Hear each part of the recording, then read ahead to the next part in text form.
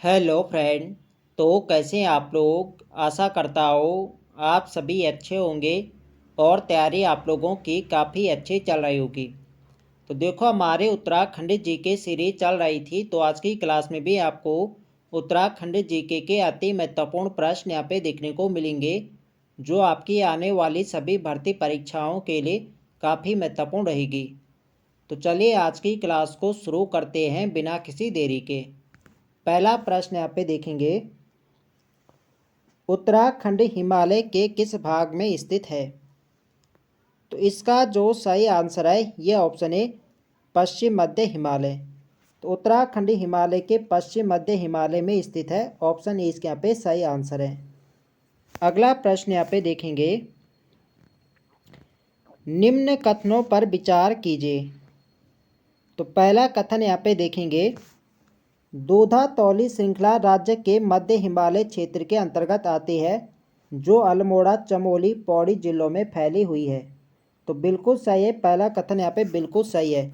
जो दोधा तौली श्रृंखला है, जिसे उत्तराखंड का पामीर कहा जाता है, ये मध्य हिमालय जिसे लघु हिमालय कहा जाता है, इस क्षेत्र के अंतर्गत आता है।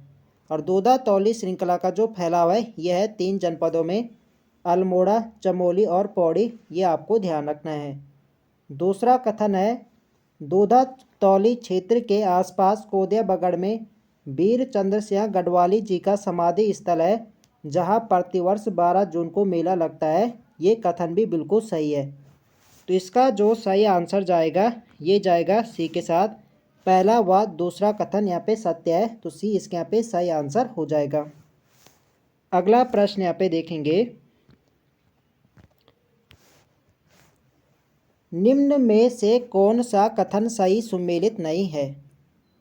तो यहाँ पे आप लोग ऑप्शन देख सकते हैं, मध्य हिमालय के पर्वतीय ढालों पर पाए जाने वाले घास के छोटे छोटे मैदान बुग्याल कहलाते हैं। तो बिल्कुल सही है, जो मध्य हिमालय के पर्वतीय ढालों पर घास के मैदान पाए जाते हैं इन्हें बुग्याल या पयार इन्हें कहा जाता है। बिल्कुल सही कथन है।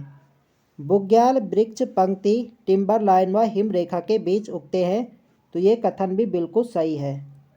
बुग्याल के पशु चारकों को अनवाल, पालसी, गद्दी, गुर्जर, लुआड़िया व बकरवाल कहा जाता है। तो ये कथन भी बिल्कुल सही है। बुग्यालों में उपोष्ण जलवायु पाई जाती है। देखो बुग्यालों में उपोष्ण जलवायु नहीं बल्कि अल्पाइन जलवायु यहाँ पे पाई जाती है, ये आपको ध्यान रखना है। तो चौथा कथन यहाँ पे क्या गलत है।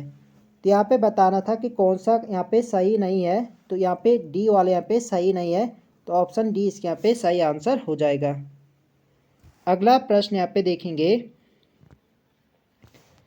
टिम्बर लाइन किसे कहा जाता है। देखो जो टिम्बर लाइन कहा जाता है ये कहा जाता है वह रेखा जहाँ तक वृक्ष प्राकृतिक रूप से उग सकते हैं, तो इसे ही टिम्बर लाइन कहा जाता है। टिम्बर लाइन के ऊपर क्या पे बुग्याल हमें देखने को मिलते हैं, ये आपको ध्यान रखना है। अगला प्रश्न यहाँ पे देखेंगे, कथन ए और कारण यहाँ पे दे रखा है। तो कथन ए यहाँ पे देखेंगे, टिम्बर लाइन के ऊपर वृक्ष नहीं उगते हैं। तो पहला यहाँ पे कथन ये यहाँ पे बिल्कुल सही है। वहाँ तापमान बहुत कम और मिट्टी उर्वरता बहुत अधिक होती है। देखो तापमान यहाँ पे बहुत कम नहीं बल्कि तापमान यहाँ पे सही यहाँ पे रहता है, और मिट्टी की उर्वरता यहाँ पे बहुत अधिक नहीं बल्कि यहाँ पे लगभग यहाँ पे उर्वरता तो रहती है लेकिन बहुत अधिक यहाँ पे नहीं। तो कारण आने पे क्या गलत दे रखा है। तो कथन ये यहाँ पे बिल्कुल सही है। तो इसका जो सही आंसर जाएगा ये जाएगा ऑप्शन सी के साथ। कथन ए यहाँ पे सही है और कारण आर जो है ये क्या है गलत है। तो सी इसके यहाँ पे सही आंसर हो जाएगा। अगला प्रश्न यहाँ पे देखेंगे, सूची फर्स्ट को सूची सेकंड के साथ सम्मिलित कीजिए। तो एक तरफ यहाँ पे शब्द दे रखे हैं और एक तरफ उनका यहाँ पे अर्थ दे रखा है। तो देखो टिम्बर लाइन, तो आपको समझ आ गया होगा कि टिम्बर लाइन किसे कहा जाता है। तो टिम्बर लाइन कहा जाता है जहाँ पर क्या है वृक्षों की अधिकतम ऊंचाई सीमा होती है। तो यहाँ पे किसका क्या होगा, तीसरा यहाँ पे हो जाएगा। स्नो लाइन किसे कहा जाता है, स्नो यानी बर्फ़। तो ये कहा जाएगा आपका हिमपात की स्थायी रेखा को। तो इसके यहाँ पे क्या होगा, दूसरा यहाँ पे हो जाएगा। अल्पाइन क्षेत्र क्या होता है, तो अल्पाइन क्षेत्र होता है आपका झाड़ी और घास वाली ऊंचाई। तो ये इसका क्या होगा यहाँ पे चौथा यहाँ पे हो जाएगा। और जो टुंड्रा होता है वो क्या होता है, जहाँ पर बर्फ़ से ढका क्षेत्र होता है उसे टुंड्रा कहा जाता है। यानी वहाँ पे क्या टुंड्रा वनस्पति भी यहाँ पे पाई जाती है। तो इसके यहाँ पे क्या पहले यहाँ पे हो जाएगा। तो सीक्वेंस क्या बन रहा है 3-2-4-1। तो 3-2-4-1। तो 3-2-4-1 किसमें है 3-2-4-1 ये है आपके ऑप्शन ए में। ऑप्शन ए इसके यहाँ पे सही आंसर हो जाएगा। अगला प्रश्न यहाँ पे देखेंगे, उत्तरकाशी में स्थित हरकी-दून के संदर्भ में क्या सही नहीं है। तो देखो जो हरकी-दून बुग्याल कई बार एग्जाम में पूछा जा चुका है। तो हरकी-दून बुग्याल आपके उत्तरकाशी जनपद में है। तो यहाँ पे बताने की कौन सी यहाँ पे सही नहीं है। तो यहाँ पे आप लोग ऑप्शन देख लेते हैं। ऑप्शन ए यहाँ पे इसे रवाई क्षेत्र भी कहा जाता है। तो बिल्कुल सही है, जो हरकी-दून है ये रवाई क्षेत्र के अंतर्गत आता है, इसलिए इसे रवाई क्षेत्र भी से कहा जाता है। बिल्कुल सही है। यह दून समतल घाटी उत्तरकाशी से 176 किलोमीटर की दूरी पर है। यहाँ ट्रांस हिमालय तथा हिमाद्री हिमालय के मध्य स्थित है और इससे कुछ दूर पर ही जौंधार ग्लेशियर व वारसू घाटी स्थित है। देखो इसे तो रवाई क्षेत्र भी कहा जाता है, ये बिल्कुल सही है। और यह दून समतल घाटी उत्तरकाशी से 176 किलोमीटर की दूरी पर है, ये कथन भी बिल्कुल सही है। यह ट्रांस हिमालय तथा हिमाद्री हिमालय के मध्य है। तो ये वाले यहाँ पे गलत हो जाएगा। देखो जो हरकी-दून है ये हिमाद्री हिमालय से क्या है बृहद हिमालय।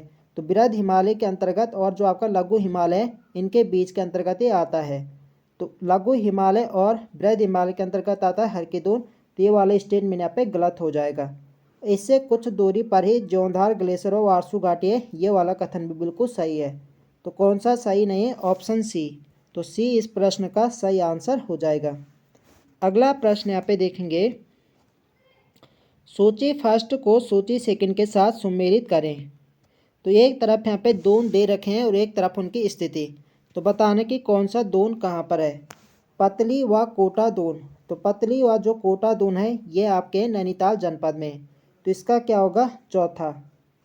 और जो कोठारी और चौखम दून। तो कोठारी और चौखम दून आपके पौड़ी गढ़वाल में, इसके यहाँ पे तीसरा हो जाएगा। चंडी दून आपके हरिद्वार जनपद में है, इसके यहाँ पे दूसरा हो जाएगा। अभी हमने देखा जो हरकी-दून है आपके उत्तरकाशी में, इसके यहाँ पे पहला हो जाएगा। तो सीक्वेंस बन रहा है 4-3-2-1। तो 4-3-2-1 यहाँ पे ऑप्शन में देख लेते हैं। 4-3-2-1 किस में है, यह ऑप्शन बी। तो बी इसके यहाँ पे सही आंसर हो जाएगा। अगला प्रश्न यहाँ पे देखेंगे, तो फिर से यहाँ पे सुमेलित करने वाला है। तो यहाँ पे एक तरफ यहाँ पे क्षेत्र दे रखा है और एक तरफ है जलवायु। कौन सी जलवायु किस क्षेत्र के में पाई जाती है। तो देखो यहाँ पे जो शिवालिक क्षेत्र है, तो शिवालिक क्षेत्र में कौन सी जलवायु पाई जाती है। तो शिवालिक क्षेत्र के अंतर्गत पाए जाते हैं गर्म शीतोष्ण जलवायु। तो इसके यहाँ पे क्या होगा दूसरा। और जो तराई अथवा दून क्षेत्र है यहाँ पे उपोष्ण जलवायु पाई जाती है, इसके यहाँ पे पहला यहाँ पे हो जाएगा। और बृहद हिमालय क्षेत्र।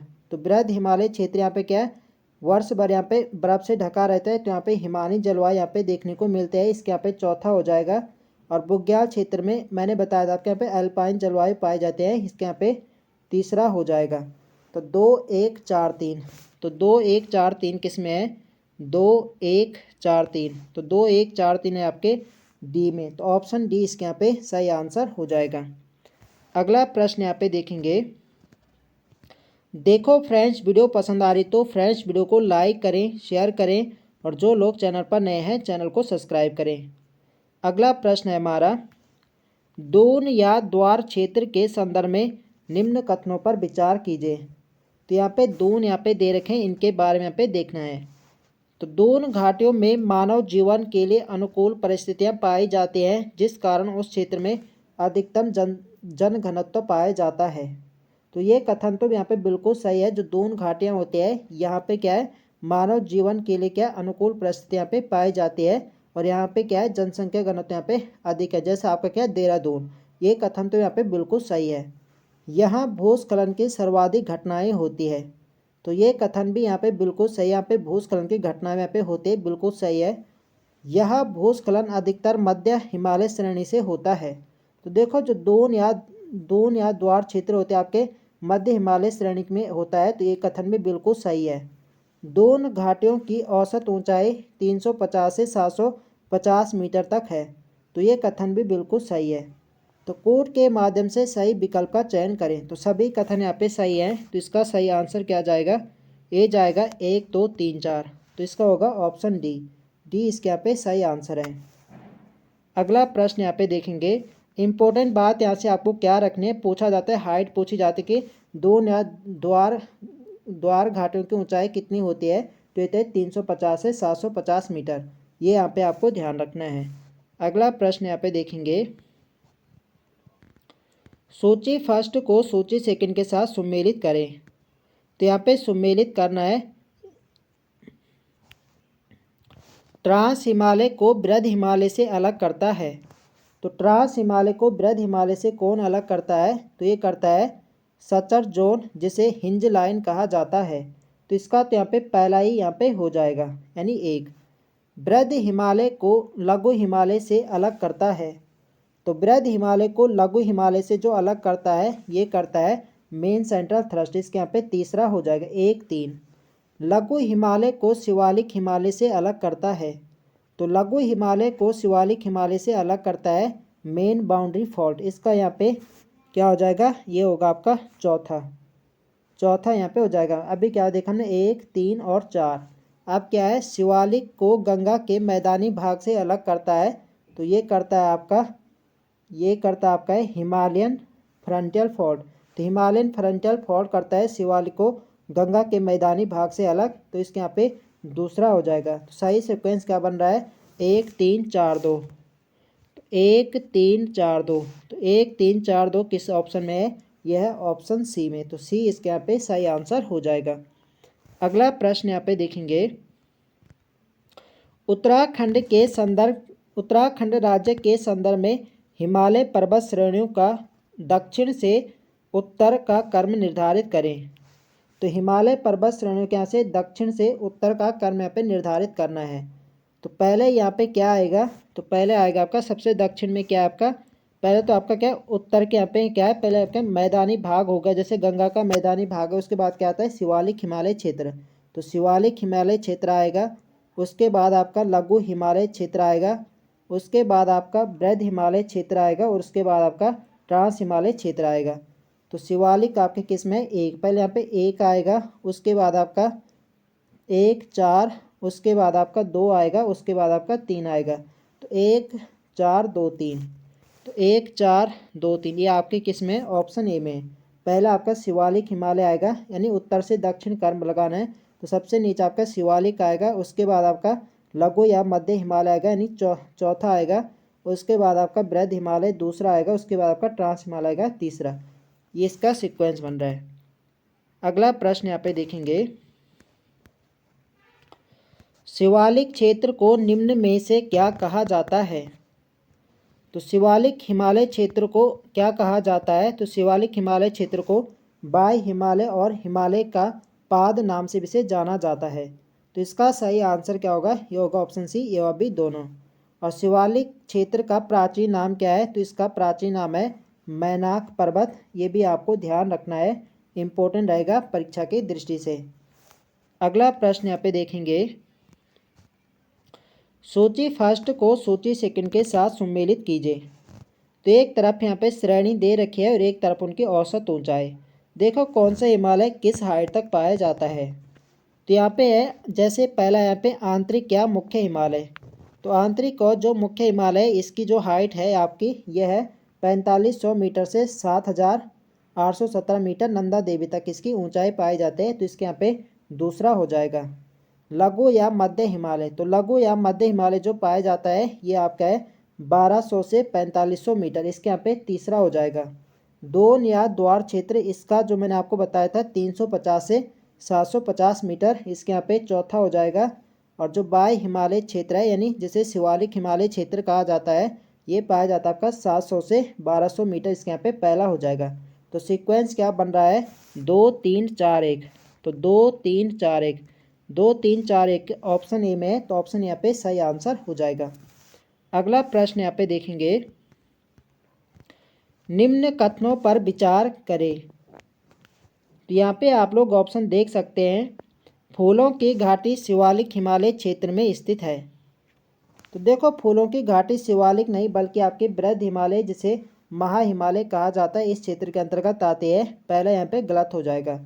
नंदा देवी पूर्वी उत्तराखंड राज्य की सर्वोच्च चोटी है, ये भी यहाँ पे गलत हो जाएगा। नंदा देवी पूर्वी नहीं बल्कि नंदा देवी पश्चिमी वाली जो है ये राज्य की क्या है, सर्वोच्च ऊंची चोटी है, ये भी यहाँ पे गलत हो जाएगा। उत्तराखंड राज्य दो देशों के साथ सीमा साझा करता है, तो बिल्कुल सही है। उत्तराखंड दो देशों के साथ सीमा साझा करता है, नेपाल और चाइना के साथ। एक कथन बिल्कुल सही है। उत्तराखंड नेपाल देश के साथ सर्वाधिक अंतर्राष्ट्रीय सीमा साझा करता है, ये यहाँ पे गलत हो जाएगा। नेपाल के साथ नहीं बल्कि सर्वाधिक जो सीमा बनाता है उत्तराखंड, ये बनाता है चाइना के साथ, ये आपको ध्यान रखना है। कूट द्वारा गलत विकल्प का चयन करें, तो देखो यहाँ पे गलत विकल्प यहाँ पे बताना है, तो गलत यहाँ पे कौन कौन से हैं। केवल यहाँ पे तीसरा यहाँ पे सही था, बाकी आपका पहला गलत है, दूसरा गलत है और आपका चौथा भी यहाँ पे क्या है, गलत है। तो यहाँ पे क्या है, ये भी गलत है, ये भी गलत है और ये भी क्या है, गलत है। केवल तीसरा पे सही था। तो यहाँ पे बताना कि गलत विकल्प कौन सा है।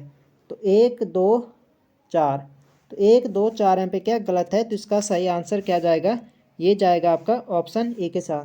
पहला दूसरा चौथा क्या है, गलत है। अगला प्रश्न यहाँ पे देखेंगे, शिवालिक क्षेत्र के संदर्भ में सही नहीं है, निम्न में से कौन सा कथन।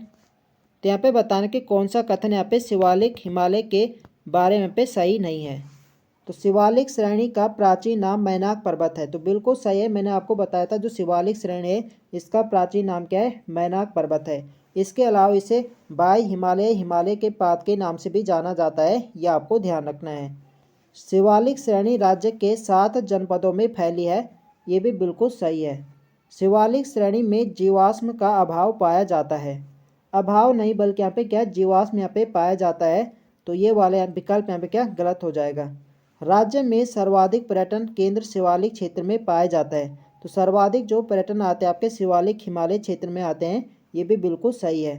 तो यहाँ पे बताना है कि कौन सा यहाँ पे सही नहीं है, तो ऑप्शन सी यहाँ पे सही नहीं है, तो सी इसके यहाँ पे सही आंसर हो जाएगा।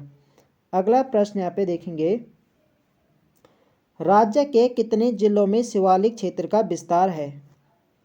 तो राज्य के 7 जनपदों में शिवालिक क्षेत्र का विस्तार है, ऑप्शन ए इसके यहाँ पे सही आंसर है। अगला प्रश्न यहाँ पे देखेंगे, उत्तराखंड में स्थित हिमालय की शिवालिक पर्वत श्रेणी के विषय में सत्य कथन का चुनाव कीजिए। तो यहाँ पे सत्य कथन का चुनाव यहाँ पे करना है शिवालिक श्रेणी के बारे में। यह हिमालय का दक्षिणतम पर्वत श्रेणी है, तो बिल्कुल सही। हिमालय श्रेणी का सबसे दक्षिणतम है और सबसे जवान जो पर्वत है, यानी सबसे नवीनतम जो श्रेणी है आपकी शिवालिक श्रेणी, ये बिल्कुल सही है। इसकी उत्पत्ति मायोसीन से निम्न प्लायोसीन में हुई, तो ये भी यहाँ पे बिल्कुल सही है। प्राचीन काल में यह मैनाक नाम से जाना जाता है, तो इसका प्राचीन नाम क्या है, मैनाक है, ये भी बिल्कुल सही है।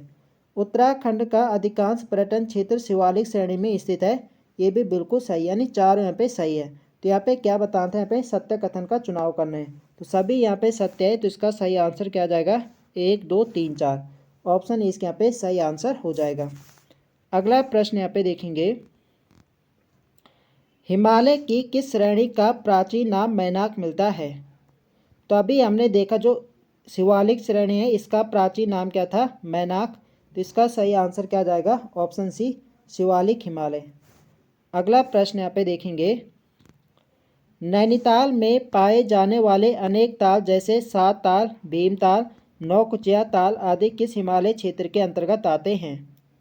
तो इसका जो सही आंसर है ये ऑप्शन बी लघु हिमालय। नैनीताल में जो ताल हैं आपके, जैसे 7 ताल हो गया, भीमताल हो गया, नौकुचिया ताल, ये आपके लघु हिमालय के अंतर्गत आते हैं, ये आपको ध्यान रखना है। अगला प्रश्न यहाँ पे देखेंगे, निम्न कथनों पर विचार कीजिए। तो पहला कथन यहाँ पे देखेंगे, मैदानी भूमि का वह क्षेत्र जहाँ तक बाढ़ का पानी नहीं पहुँच पाता है उसे बांगर या पुरानी जलोढ़ कहा जाता है, तो बिल्कुल सही है।